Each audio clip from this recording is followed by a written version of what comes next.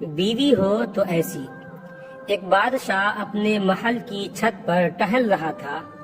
ٹہلتے ٹہلتے اس کی نظر محل کے نزدیک گھر کی چھت پر پڑی، جس پر ایک بہت خوبصورت عورت کپڑے سکھا رہی تھی۔ بادشاہ نے اپنے ایک باندی کو بلا کر پوچھا، کس کی بیوی ہے یہ؟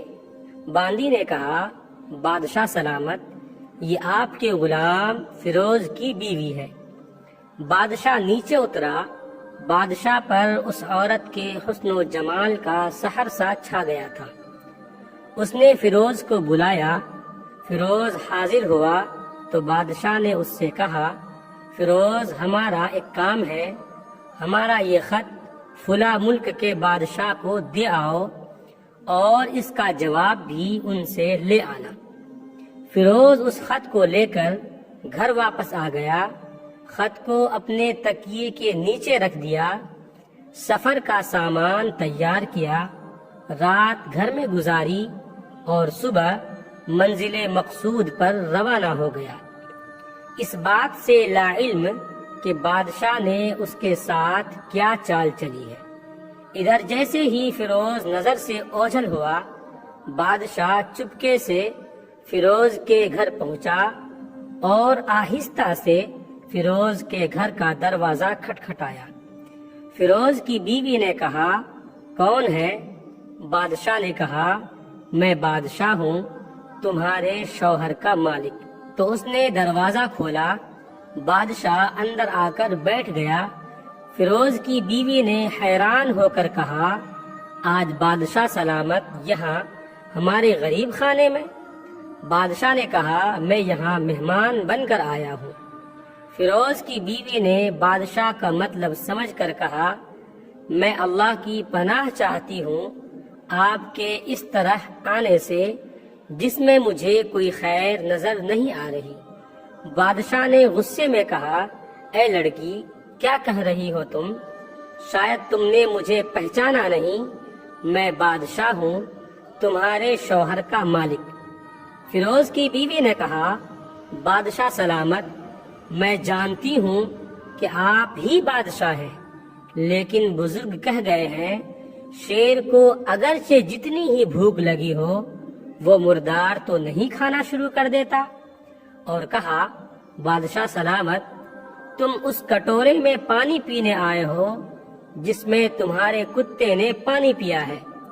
بادشاہ اس عورت کی باتوں سے بڑا شرمسار ہوا اور اس کو چھوڑ کر واپس چلا گیا، لیکن اپنے چپل وہیں بھول گیا۔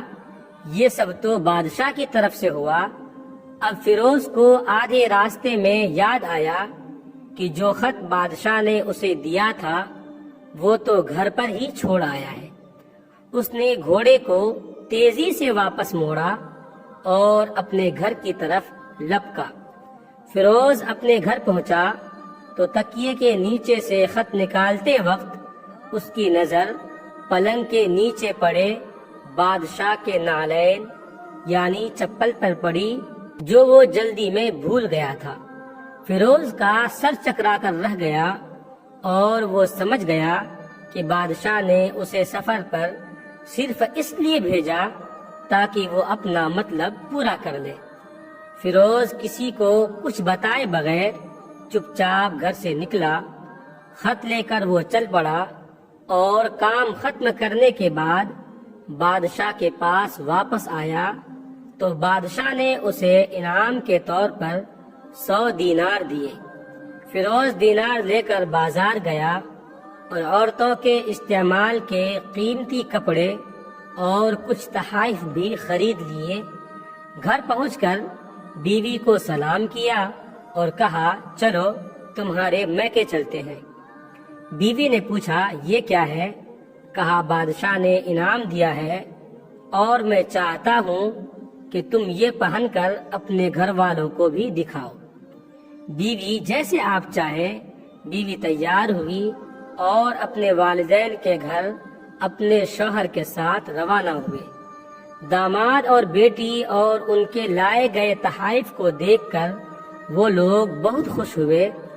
فیروز بیوی کو چھوڑ کر واپس آ گیا۔ 1 مہینہ گزرنے کے باوجود نہ بیوی کا پوچھا اور نہ اس کو واپس بلایا۔ پھر کچھ دن بعد اس کے سالے اس سے ملنے آئے اور ان سے کہا، آپ ہمیں اپنی بہن سے غصے اور ناراضگی کی وجہ بتائیں یا پھر ہم آپ کو قاضی کے سامنے پیش کریں گے۔ تو اس نے کہا، اگر تم چاہو تو کر لو، لیکن میرے ذمے اس کا ایسا کوئی حق باقی نہیں جو میں نے ادا نہ کیا ہو۔ وہ لوگ اپنا کیس قاضی کے پاس لے گئے تو قاضی نے فیروز کو بلایا۔ قاضی اس وقت بادشاہ کے پاس بیٹھا ہوا تھا۔ لڑکی کے بھائیوں نے کہا، اللہ بادشاہ سلامت اور قاضی صاحب کو صحیح سلامت رکھے۔ قاضی صاحب، ہم نے ایک سرسبز باغ، درخت پھلوں سے بھرے ہوئے اور ساتھ میں میٹھے پانی کا کنواں اس شخص کے حوالے میں دیا تھا۔ اس شخص نے ہمارا باغ اجاڑ دیا، سارے پھل کھا لیے، درخت کاٹ لیے اور کنویں کو خراب کر کے بند کر دیا۔ قاضی فیروز کی طرف متوجہ ہو کر پوچھا، ہاں تو لڑکے، تم کیا کہتے ہو اس بارے میں؟ فیروز نے کہا، قاضی صاحب، جو باغ مجھے دیا گیا تھا وہ اس سے بہتر حالت میں نے اسے واپس کیا ہے۔ قاضی نے پوچھا، کیا اس نے باغ تمہارے حوالے ویسی ہی حالت میں واپس کیا ہے جیسے پہلے تھا؟ انہوں نے کہا، ہاں ویسی ہی حالت میں واپس کیا ہے، لیکن ہم ان سے باغ واپس کرنے کی وجہ جاننا چاہتے ہیں۔ قاضی نے کہا، ہاں فیروز، تم اس بارے میں کیا کہنا چاہتے ہو؟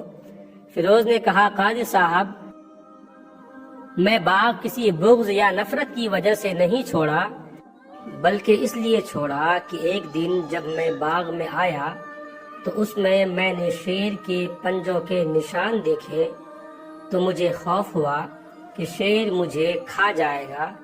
اس لیے شیر کے اکرام کی وجہ سے میں نے باغ میں جانا بند کر دیا۔ بادشاہ جو ٹیک لگائے ہوئے یہ سب کچھ سن رہا تھا، اٹھ کر بیٹھ گیا اور کہا، فیروز، اپنی باغ کی طرف امن اور مطمئن ہو کر جاؤ۔ اللہ کی قسم، اس میں کوئی شک نہیں کہ شیر تمہارے باغ آیا تھا، لیکن وہ وہاں پر نہ تو کوئی اثر چھوڑ سکا اور نہ کوئی پتا توڑ سکا اور نہ ہی کوئی پھل کھا سکا۔ وہ وہاں پر تھوڑی دیر رہا اور مایوس ہو کر لوٹ گیا، اور خدا کی قسم، میں نے کبھی تمہارے جیسے باغ کے گرد لگے مضبوط دیواریں نہیں دیکھی۔ فیروز اپنے گھر لوٹ آیا اور اپنی بیوی کو بھی واپس لے لیا۔ نہ تو قاضی کو پتا چلا اور نہ ہی کسی اور کو کہ ماجرا کیا ہے۔ کیا خوب بہتر ہے اپنے اہل و عیال کے راز کو چھپانا کہ لوگوں کو پتا نہ چلے، اپنے گھروں کے بھید کسی پر ظاہر نہ ہونے دیں۔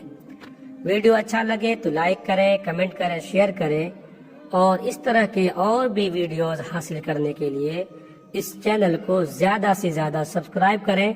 آپ تمام لوگوں کا بہت بہت شکریہ ہوگا۔